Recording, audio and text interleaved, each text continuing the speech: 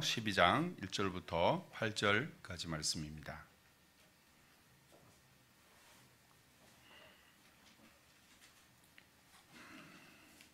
그러므로 형제들아, 내가 하나님의 모든 자비하심으로 너희를 권하노니 너희 몸을 하나님이 기뻐하시는 거룩한 산 제물로 드리라. 이는 너희가 드릴 영적 예배니라. 너희는 이 세대를 본받지 말고 오직 마음을 새롭게 함으로 변화를 받아 하나님의 선하시고 기뻐하시고 온전하신 뜻이 무엇인지 분별하도록 하라. 내게 주신 은혜로 말미암아 너희 각 사람에게 말하노니 마땅히 생각할 그 이상의 생각을 품지 말고 오직 하나님께서 각 사람에게 나누어 주신 믿음의 분량대로 지혜롭게 생각하라. 우리가 한 몸에 많은 지체를 가졌으나 모든 지체가 같은 기능을 가진 것이 아니니 이와 같이 우리 많은 사람이 그리스도 안에서 한 몸이 되어 서로 지체가 되었느니라. 우리에게 주신 은혜대로 받은 은사가 각각 다르니 혹 예언이면 믿음의 분수대로, 혹 섬기는 일이면 섬기는 일로, 혹 가르치는 자면 가르치는 일로, 혹 위로하는 자면 위로하는 일로, 구제하는 자는 성실함으로, 다스리는 자는 부지런함으로, 긍휼을 베푸는 자는 즐거움으로 할 것이니라. 아멘. 찬양. 이 시간 우리는 하나님 앞에 지금 예배 중입니다. 그런 예배 중인데 제가 오늘 예배 설교 제목을 이것이 합당한 예배다라고 이렇게 주제를 정하고 여러분에게 로마서 12장 1절에서 8절 말씀을 가지고 함께 하나님의 말씀을 선포하고자 합니다. 그것은 예배 중인데 제가 예배에 대해서 이야기하는 것은 예배가 우리에게서 가장 참 중요한 것이기 때문입니다.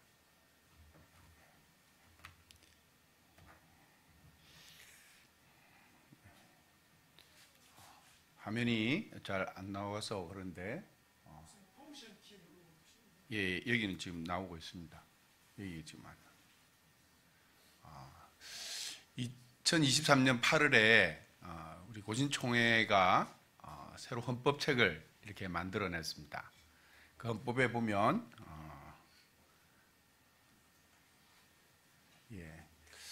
그게 헌법 전문과 이렇게 교리 표준, 관리 표준, 이렇게 부록 이렇게 크게 네 가지 되어 있는데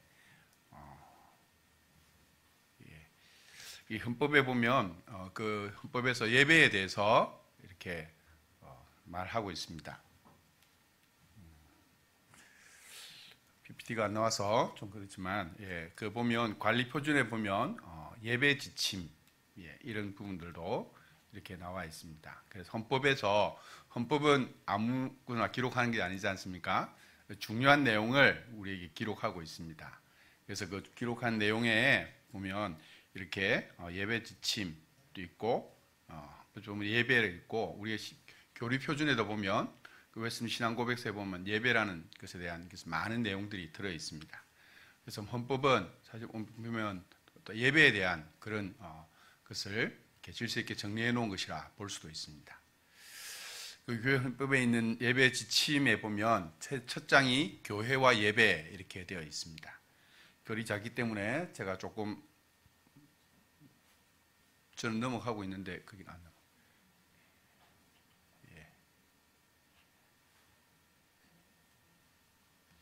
교회 보면 교회란 예수 그리스도의 공로로 구원받은 그리스도인들이 모여 하나님 앞에 예배하는 공동체다 이렇게 시작하고 있습니다. 2조에 보면 예배라고 되어 있는데 제가 네모 안에 있는 빨간 네모 안에 있는 것처럼 예배는 신자들이 하나님의 은혜에 보답하는 대표적인 행위다 이렇게 표현되어 있습니다. 이처럼 이것을 좀 더 간략하게 보면 교회는 하나님 앞에 예배하는 공동체다. 교회는 예배 공동체다 이렇게 할 수 있습니다. 그리고 예배는 교회 신자가 마땅히 해야 할 대표적 행위다 라고 이렇게 헌법의 조항을 보면 이렇게 표현할 수 있습니다. 오늘 제가 방금 이 시간에 읽은 로마서 12장 1절 후반절에 보면 또 이렇게 말씀하고 있습니다. 너희 몸을 하나님이 기뻐하시는 거룩한 산 제물로 드리라. 이는 너희의 드릴 영적 예배니라. 바울이 로마 교회에 서신을 보내면서 복음에 대해서 이야기를 하면서 그가 이제 이 앞부분까지 그 복음에 대한 내용들을 율법과 관계에 대한 언어에 대한 부분들을 이야기하고 하면서 그러므로 해서 이렇게 하면서 이것이 영적 예배다라고 정의하고 있습니다. 그래서 이 로마서는 어찌 보면 예배에 대한 책일 수도 있습니다. 여기 교회 책으로 이렇게 본 성경책을 보시는 분은 영적 예배라고 하는 밑에 보면 각주가 들려서 합당한이라고 이렇게 전 개혁판은 이렇게 정해 놓았습니다. 이것은 하나님께 합당한 예배, 합리적인 뭐 이렇게 볼 수도 있고 여러 가지 볼 수 있는데 합당한 예배라 되어 있습니다. 우리 예배 이야기할 때 또 성경에 예배라는 단어를 직접 언급해서 신약 성경에 기록한 것은 이 요한복음과 로마서와 사도행전 부분밖에 없습니다. 그래서 근데 보면 우리가 요한복음 4장에 있는 말씀, 예수님과 사마리아 여인이 이렇게 우물가에 앉아서 같이 대화하는 장면 가운데 예배에 대한 이야기를 하고 있습니다. 그 가운데 이렇게 사마리아 예배에 대해서 물었는데 예수님께서 이렇게 말씀합니다. 아버지께 참되게 예배하는 자들은 영과 진리로 예배할 때가 오나니 곧 이때라. 아버지께서는 자기에게 이렇게 예배하는 자들을 찾으시느니라 라고 하시는 말씀을 하십니다. 그래서 예수님께서 예배는 영과 진리로 예배할 때가 온다라고 이야기하고 또 그러니까 참되게 예배하는 자들을 이야기하고 아버지께서 하나님에게 이렇게 참되게 예배하는 자, 영과 진리로 예배하는 자들을 찾으신다라고 하고 있습니다. 그래서 하나님께서 이 예배를 중요하게 생각하신다는 것입니다. 자, 이런 말씀을 근거해서 아까 로마서 1장 말씀과 이 말씀을 함께 교회할 때 하나님이 찾으시는 예배자가 있는데 이건 참 예배자입니다. 이 말은 참 예배자가 있다라는 말은 거짓 예배자가 있다라는 것입니다. 우리가 지금 예배 중인데 하나님께 예배하시는 분이 있고 예배하지 않는 분이 있다라는 것입니다. 또 오늘 로마서 11장 말씀을 보면 영적 예배가 있다라고 말하는 것은 합당한 예배가 있다는 것은 비영적인 예배, 합당하지 않은 예배를 드리는 자가 있다라고 하는 것입니다. 사람이 참 분별하기가 어렵습니다. 그러나 말씀에 응했을 때 있다라고 하는 것입니다. 여러분은 하나님이 찾으시는 참된 예배자입니까? 오늘 이 시간에 저와 여러분이 예배를 드리는데 참된 예배를 드리기를 원합니다. 오늘 설교 제목이 로마서 12장 1절 8절 말씀이 이것이 합당한 예배다라고 하는, 이것이 합당한 예배다라고 이렇게 정했습니다. 이것은 오늘 말씀이 있는 것처럼 로마서 12장 1절 후반지에 있는 말씀을 우리 교회 헌법적 표현으로 예배 지니는 표현처럼 만들어서 합당한 예배는 신자의 몸을 하나님이 기뻐하시는 거룩한 산 제물로 드리는 행위이다 라고 이렇게 정해 봅니다. 그래서 예배는 합당한 예배는 우리의 몸을 하나님이 기뻐하시는 거룩한 산 제물로 드리는 것이다 라고 이렇게 정합니다. 좀 더 간략하게 표로 보면 신자의 합당한 예배, 그것은 뭐냐면 자신의 몸을 살아있는 제물로 드리는 것입니다. 그리고 하나님이 기뻐하시는 제물로 드리는 것입니다. 거룩한 제물로 드린다는 것입니다. 자, 그래서 이걸 좀 살펴보면 자신의 몸을 살아있는 하나님 제물로 드린다라고 하는 것은 제물이 살아 있어야 되죠. 근데 우리가 지금 아침 기도회 때 로마서 묵상을 하고 있는데 사대의 교회 보면 사대의 교회의 사대의 편지에서 말하기를 내가 내 행위를 아노니 내가 살았다는 이름을 가졌으나 죽은 자다라고 이야기를 하고 있습니다. 사대 교회는 예배하는 공동체인데 그 교회의 행위를 보니까 내가 살아있다고 하지만 죽은다라고 이렇게 얘기를 합니다.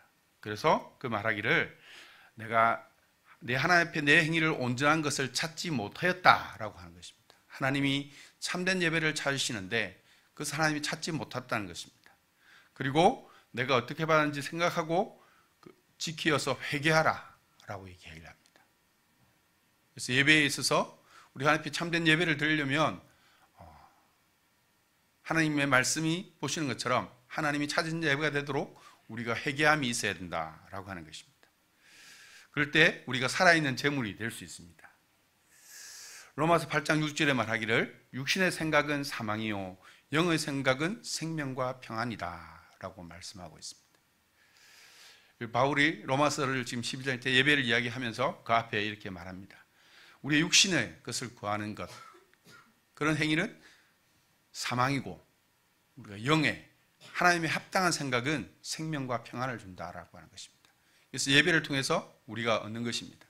참 예배는 생명과 평안을 우리가 얻을 것이고 거짓 예배는 사망에 이른다라고 하는 것입니다.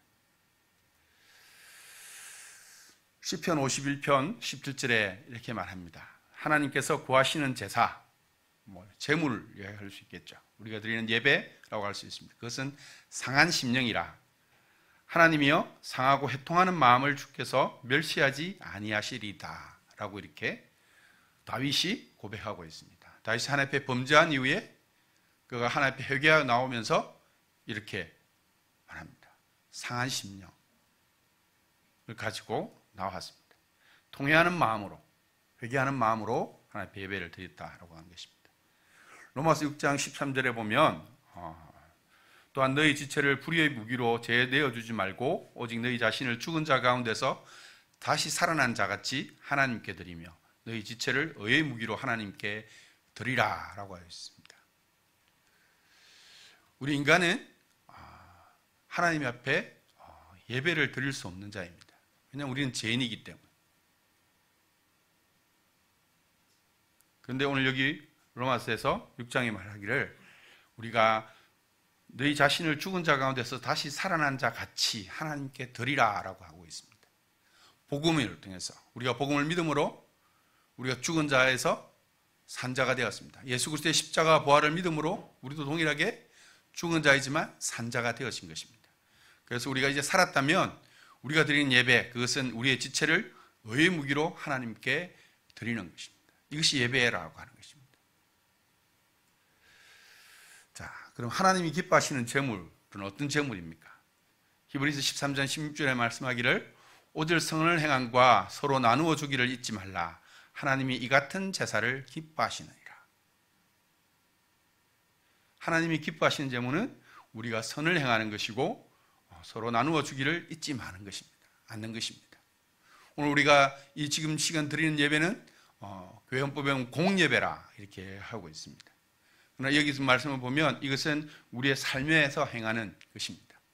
선을 행함과 서로 나누어 주기를 잊지 말라.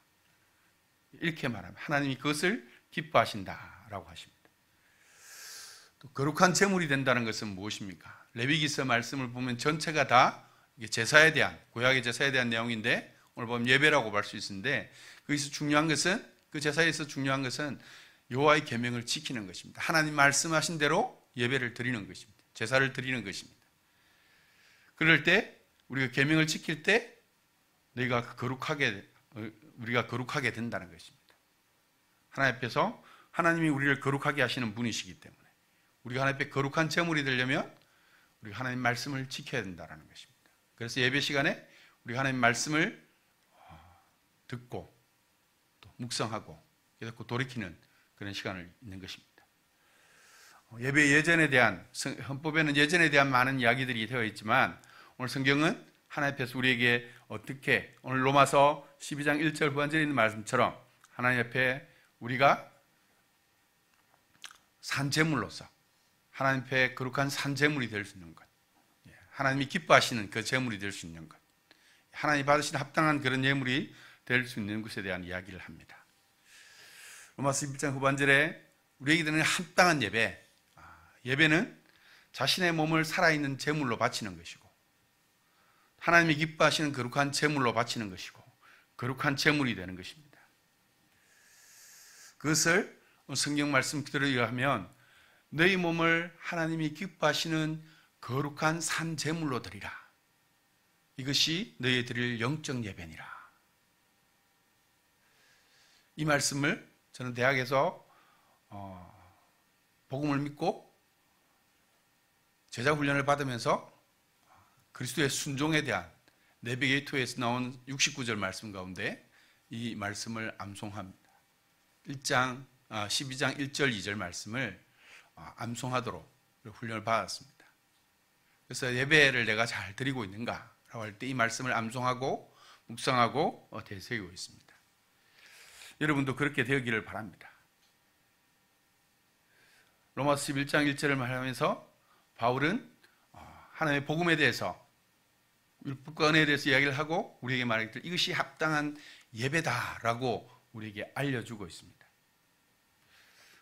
바울이 이렇게 알리는 것은 우리가 이런 예배를 드리기를, 이런 예배를 하기를, 이런 예배로 우리가 살아가는 교회가 되기를 간절히 바라는 것이고, 그것은 하나님의 마음이기도 합니다.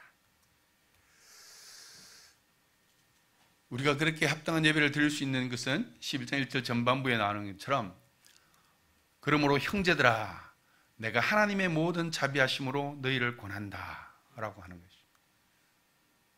바울의 권면인 것입니다. 여기 하나님의 모든 자비하심은 하나님의 긍휼을 드러내는 것입니다. 예배 시간상 우리가 로마서 1장부터 11장까지 읽지 않았지만 여러분들이 꼭 한번 읽어보시기를 바랍니다. 교회 역사에 위대한 인물들, 어거스틴, 루트, 웨슬레, 칼바르트 이런 많은 사람들이 이 로마서 말씀을 읽고 자신의 복음을 새롭게 깨닫고 그들의 믿음을 새롭게 해서 그 시대의 혼란한 시대 때 어떻게 하나님을 예배해야 할까 모르는 혼란한 시대 때 하나님의 말씀을 우리에게 풀어서 전해주면서 교회를 새롭게 하는 일들을 행했습니다. 그래서 많은 신학자들이, 많은 자들이, 성경 읽는 자들은 로마서 말씀을 새기고자 합니다. 우리 교회 홈페이지에도 한 목사님이 강해해 놓은 로마서 특강이 있으니까 여러분들이 읽어보시면 좋겠습니다. 자, 시대의 일반 옆을 보면 하나님의 긍휼, 속력, 내가 하나님의 모든 자비하심으로 너희를 권한다 라고 이야기하고 있습니다. 그 말씀인데 이것은 하나님의 긍휼, 속량을 믿는 그 믿음 가운데서 우리가 하나님 앞에 예배를 드려야 된다는 것입니다. 앞에서 말한 것이지 우리는 죄인이기 때문에, 우리는 거룩하지 않은 자이기 때문에 하나님 앞에 예배를 드릴 수 없습니다. 그런데 우리가 예배를 드릴 수 있게 된 것은 하나님의 긍휼하심을 있기 때문인 것입니다. 로마서 3장 25절에 말씀합니다. 이 예수를 하나님이 그의 피로서 믿음으로 말미암아 우리 화목제물로 세우셨으니, 우리가 거룩한 산제물이 되어야 되는데 그 본이 되는 것은 바로 예수 그리스도인 것입니다. 우리가 복음서에서 또 이 로마서 말씀을 통해서 바울이 정한 것처럼 하나님이 우리의 속죄제물이 되었다라는 것입니다. 그것은 속죄제물이 되셨다는 것은 하나님께서 길이 참으시는 중에 전에 지은 죄를 관가하심으로 자기의 의로우심을 나타내셨다라고 하는 것입니다. 또 곧 이때에 자기의 의로우심을 나타내사 자기도 의로우시며 또한 예수 믿는 자를 어렵게 하려 하심이라 라고 하셨습니다. 오늘 우리가 예배를 드리면서 예수 그리스도를 찬양하고 하나님의 생명을 찬양하는 것은 우리를 하나님께서 예수 그리스도를 믿는 자를 어렵게 여기셨다는 것입니다. 믿음은 우리 합리적 이성이나 우리의 합당한 것으로 그것을 넘어서는 것입니다. 그런 믿음으로 하나님께서 그렇게 해주셨다는 것입니다. 그 앞에 이 말씀을 하기 전에 앞에 말씀하기를 로마서 3장 23절 우리가 잘 알고 있는 말씀이죠. 바울은 모든 사람이 죄를 범하였음에 하나님의 영광에 이르지 못한다라고 했습니다. 그러나 예수 그리스도의 믿음으로 말미암는 모든 믿는 자에게 미치는 하나님의 은혜는 차별이 없다라고 하였습니다. 그래서 그리스도 예수 안에 있는 속량으로 말미암아서 하나님의 은혜로 값없이 어렵다 하심을 얻은 자 되었다라고 우리를 이야기를 하고 있습니다. 이것이 오늘 우리가 복음을 한 것입니다. 그렇기 때문에 우리는 이것이 합당한 예배를 하나님 앞에 드릴 수 있게 되었습니다.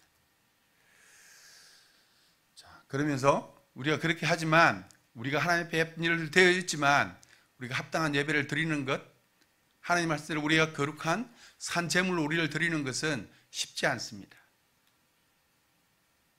그래서 바울은 2절에 이렇게 말합니다. 우리가 합당한 예배를 드리려고 하면 너희는 이 세대를 본받지 말아야 되고 오직 마음을 새롭게 함으로 변화를 받아야 하고 하나님의 선하시고 기뻐하시고 온전하신 뜻이 무엇인지 분별하도록 힘써야 한다라는 것입니다. 우리의 합당한 예배를 위해서 바울이 2절에 권면하고 있는 내용입니다. 우리가 힘쓸 일, 먼저 이 세대를 본받지 않는 것입니다. 이 세대를 본받다는, 이 세대는 그냥 이 세상 풍속을 이야기할 수 있습니다. 근데 바울이 이 2절의 권면은 바울의 삶에서 자신이 경험하고 실천하고 힘쓰는 그런 일이었습니다. 바울은 어떤 삶을 살았는지 빌립보서 3장에 보면 그들은 말하고 있습니다. 자기가 육체를 신뢰하지 않지만 지금 육체를 신뢰한 자가 된다고 한다면 그런 육체를 신뢰한 자들을 개들이라 행악자들이라 이야기하고 이 세상 풍속을 쫓는 자를 말하는 것입니다.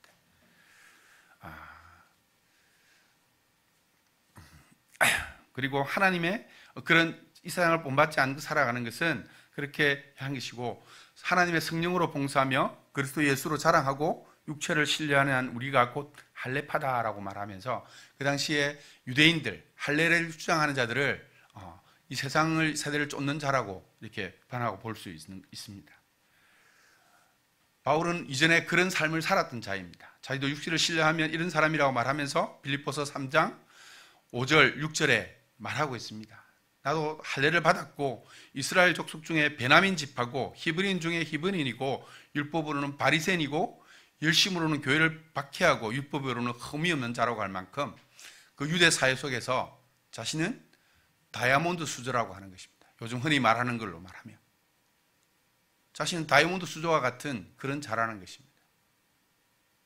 그런데 그것을 바울이 말하긴 뭐라고 하겠습니까? 육체를 신뢰하면 그렇게 말하면서 이렇게 말하면서 자기는 그것을 배설물로 여긴다라고 말하고 있습니다. 내가 그리스도를 위하여 다 해롭고 내가 유익하던 이전 것, 내가 다이아몬드 수저로 가지고 있던 하라고 내세울 수 있던 그 모든 것들을 잃어버리고 배설물로 여긴다라고 말하고 있습니다. 그래서 자기는 오직 그리스도를 믿는 믿음으로 말미암는 그 믿음으로부터 난 하나님의 의를 위해서 의지하고 그리스도 안에서 자신이 발견되기를 힘쓴다라고 하고 있습니다. 바울은 그렇게 이 세대를 풍속을 본받지 않는 일들을 하게 됐습니다. 그것은 오늘 여기 두 번째 말하고 있는 것처럼 그가 오직 마음을 새롭게 함으로 변화를 받았기 때문입니다. 우리는 바울이 어떻게 예수 그리스도를 만났는지, 어떻게 복음을 전하는 이방인의 사도가 되었는지를 사도행전 9장을 통해서 알 수 있습니다. 그가 다메섹 수상으로 예수 믿는 자를 핍박하러 갈 때에 주님의 음성을 들었고 그 눈이 멀고 그 이후로 그가 회심하게 되었습니다. 그런데 그가 그 일들에 했을 때 혈육과 은연하지 않고 아라비아로 갔다라고 이야기하고 있습니다. 그리고 다시 다메섹으로 돌아왔다고 하십니다. 3년이 걸렸습니다. 그 3년 동안 그가 아라비아로 가서 무슨 일을 했는지 정확하게는 알 수 없습니다. 거기서도 복음을 전했다고 하기도 하고 그가 거기서 자신의 마음을 새롭게 하고 변화를 받는 일들을 했다고 볼 수도 있습니다. 그럼 바울은 그 일을 통해서 그 시간을 통해서 그렇게 했습니다. 그리고 그의 삶을 통해서 늘 그는 자신의 마음을 새롭게 하고 변화를 받는 일들에 그 삶을 힘썼습니다. 또 그는 하나님의 그 뜻을 분별하는 것, 선하시고 기뻐하시고 온전하신 뜻이 무엇인가를 분별하는 일들에도 힘썼다고 봅니다.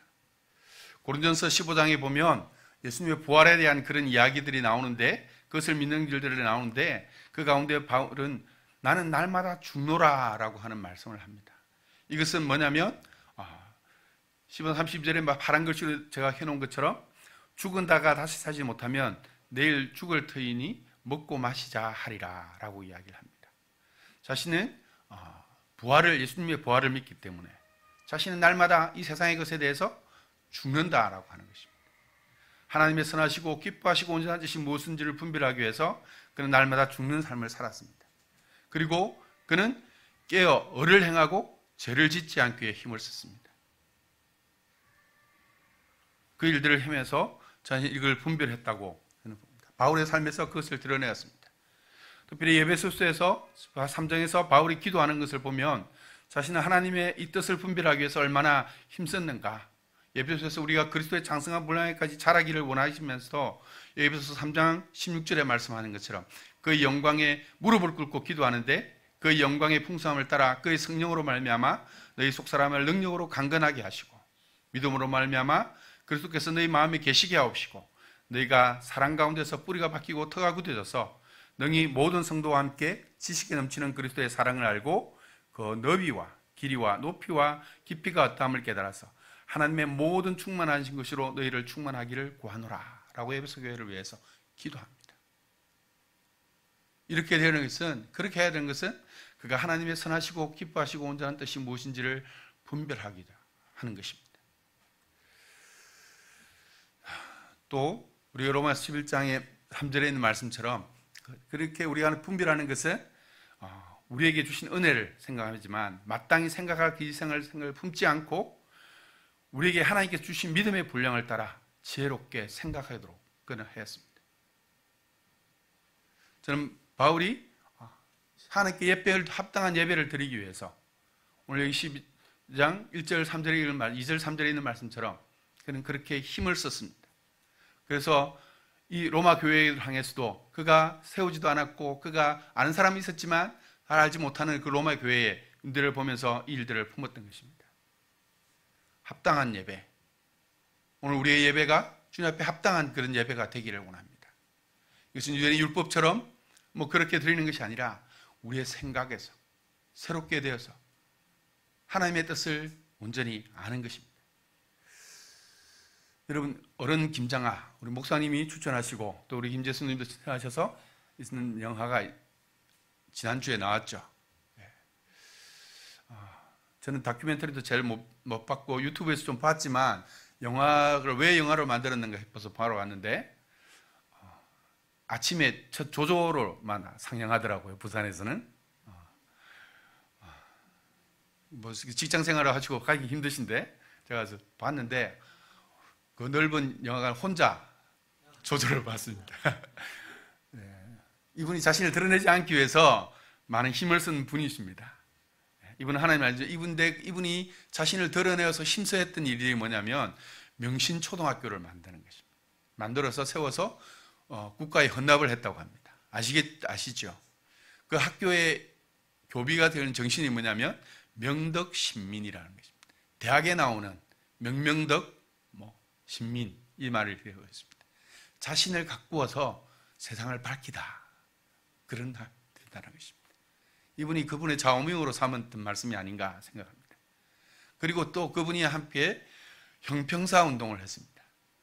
이거 보고 제가 처음 알게 되었는데 이분이 이 형평사 운동을 하게 된 것은 당시 진주에 있던 백정에 그 차별되어지는 그것을 해방하는 운동을 했다는 것입니다.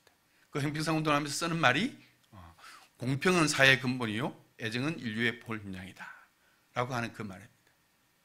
이것을 힘썼는데 이 백정 이야기를 하는데 그 이야기를 보면서 이 진주에 있었던 기독교 이야기를 하고 있습니다. 1909년에 기독교가 호주 선교사들이 이 진주에 와서 복음을 전하고 진주교회를 세웠습니다. 그런데 이 진주교회를 세운 그 교회당이 있는 한 1km 떨어진 곳에 백정들이 있었습니다. 백정들이 사는 부락이 있었습니다. 잘 이해를 안 했지만 우리가 인도에 그런 계급 제도가 있는데 불가촉 청민처럼 그 당시에 시기에 여겨진 그런 존재였습니다. 그래서 그들에게도 복음이 전해서 그 백정들도 예수를 믿었는데 예배를 따로 드리게 되었습니다. 그래서 그 뒤에 온 호주 선교사가 우리가 같이 하나님을 믿고 같이 진주교회인데 왜 따로 드리는가 싶어서 같이 예배를 드리고자 했는데 그 진주교회에 있던 기존 성도님들이 백정이 교회에 가서 예배를 드린다고 해서 우리는 같이 그러니까 동성 못하겠다라고 해서 예배를 거부했다고 합니다. 그래서 문란이 생겼는데 이 백정이었던 예수 믿는 백정들이 이렇게 교회가 분란이 되면 안 되니까 우리는 그냥 따로 드리겠다라고 했습니다. 근데 그것을 보고 그 기존에 있던 교인들이 우리가 잘못 생각했다. 우리가 하나님 뜻이 있는데 우리가 함께 예배를 드려야 되지 않겠느냐라고 하는 글이 되었습니다. 그래서 거기서 자란 한 청년이 아주 머리가 뛰어나서 그 부모들이 메이지 일본에 있는 메이지 대학에 보내고 그가 그래서 법률 공부를 하다가 이렇게 한국에 돌아와서 하면서 이 백정을 철폐하는 그런 신분 차별을 철폐하는 운동, 형평사 운동을 했습니다. 일본에 있는 수평사 운동, 한 일본에 있는 같이 연합해서 그 운동을 했다고 합니다. 이분이 이 운동을 하는 데서는 자신을 드러내면서 드러내었습니다. 이분은 하나님을 믿지 않지만 이 형평사 운동을 시연하고 학교를 세워서 그런 일들을 행했습니다. 하나님을 믿지 않지만 1년만 되면 등산하는 것이 그분의 유엔 낙이처럼 그렇게 살았지만 그는 이 운동을 했다는 것을 보고 참 부끄럽습니다. 그러면서 저는 이분이 생각났습니다. 거창고등학교를 새롭게 명문고등학교로 세워가는 일들에 자신을 드리고 자신의 목숨까지 바치신 정영찬 선생님. 이분은 유학을 해서 돌아와서 한남대 총장으로도 부총장으로 갈 수 있는 그런 기회가 있었는데도 이 시골에 허름한 폐허가 되어가는 고등학교에 와서 이 학교를 기독교 정신으로 세우고 일깨우는 그런 일들을 했습니다. 하나님 앞에 합당한 예배를 드리는 사람. 김장한 선생도 이전희 선생도 자신이 그저 평범한 사람이다. 하나님 앞에 묵묵히 자신의 일을 행한 사람이라 하고 있습니다. 합당한 예배는 누가 드릴 수 있습니까? 하나님을 믿는 사람들은 하나님 앞에 합당한 예배를 드릴 수 있어야 됩니다. 그러기 위해서 자신의 삶을 내어놓고 헌신하는 그 삶 속에서 오늘 로마서 12장 1절 2절에 있는 말씀처럼 읽었던 그 말씀들을 생각해야 됩니다. 저는 정장 선생님이 그 학교에 적어놓은 직업 10개의 명 읽어보신 분이 있을 것입니다. 고등학생들이 졸업을 할 때 지금 시대가 바뀌어서 많이 달라졌지만 월급이 적은 곳을 택하라. 장래성이 전혀 없다고 생각되는 곳으로 가라. 이런 고등학생을 졸업하는 데들에 이렇게 말을 권했다고 하는 것입니다. 이 세상의 사람들이 원하는 길과 다른 복음이 우리에게 주는 그 길을 가라고 했던 것입니다. 오늘 로마서 12장 1절 2절 말씀을 읽었습니다. 이 말씀은 우리에게 합당한 예배가 무엇인지를 알려주고 있습니다. 간략한 말씀이지만 우리가 이 말씀을 암송하고 묵상하면서 하나님 앞에 우리의 예배가 합당한 예배인지를 돌아보았으면 좋겠습니다. 그러므로 형제들아 내가 하나님의 모든 자비하심으로 너희를 권하노니 너희 몸을 하나님이 기뻐하시는 거룩한 산제물로 드리라. 이것이 너희가 드릴 영적 예배니라. 너희는 이 세대를 본받지 말고 오직 마음을 새롭게 함으로 변화를 받아 하나님의 선하시고 기뻐하시고 온전하신 뜻이 무엇인지 분별하도록 하라. 오늘 우리가 예배를 드릴 때, 오늘 우리가 말씀을 읽을 때 항상 이 말씀을 생각하면서 그렇게 드렸으면 좋겠습니다. 요한복음 14장 6절, 제가 올해 고등부 학생들과 함께 하면서 이 말씀을 나누고 이 말씀을 익히고자 합니다. 예수께서 이르시되, 이 사람이 와서 주님, 예수님께서 어디로 가십니까? 길을 물을 때 예수님께서 그 문 가운데 내가 곧 길이요 진리요 생명이니 나로 말미암지 않고는 아버지께로 올 자가 없느니라 라고 하였습니다. 예수님이 아니고서는, 길이요 진리요 생명이 되신 예수님이 아니고서는 우리가 하나님 앞에 예배할 수 없습니다. 우리가 하나님 앞에 설 수 없고 하나님 앞에 나아갈 수 없는 것입니다. 오늘 우리가 이 말씀을 생각하면서 우리가 요즘 자주 부르는 복음송에 이런 말씀이 있죠. 내 예배가 삶이 되고 삶이 예배가 되는 그런 신앙을 우리가 소망하는 그런 평화교회가 되기를 원합니다. 우리가 오늘 하나님을 마음으로 이런 예배를 드리는 삶이 되기를 원하고 우리가 그렇게 살아가는 인생, 그런 삶이 되기를 소망하면서 오늘 우리가 함께 이 말씀을 생각하며 기도하겠습니다.